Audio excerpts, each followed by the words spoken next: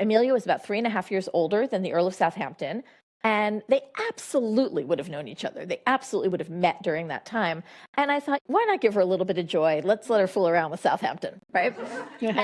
When I finished the book, thinking I've written something totally fictional, I then go to England and I go to the Victoria and Albert Museum because that is where the miniature of Emilia lives in archive. Okay, here's Emilia. Correct. This was painted by a guy named Nicholas Hilliard. This is the box where all the Hilliard miniatures are kept. And my eye keeps getting drawn to the guy to her right. And I ask the archivist, who is this guy? And they tell me they don't know. It's called an unknown man.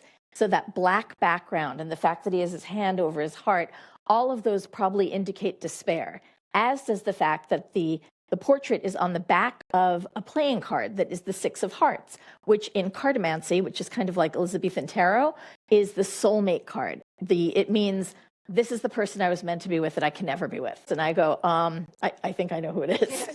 And I pull this up. This is the Earl of Southampton. And you can still see that lacy collar. You can see his long, curly red locks like mine. Mm-hmm. And so I show this to them, and they're like, what? And they said, well, we have to do some research. So I said, I have to do some research. Went home, and I found this portrait. This guy on the right is also an accredited portrait of Southampton. And you can really see the similarities in the facial structure, in the clothing, in the delicacy of his limbs.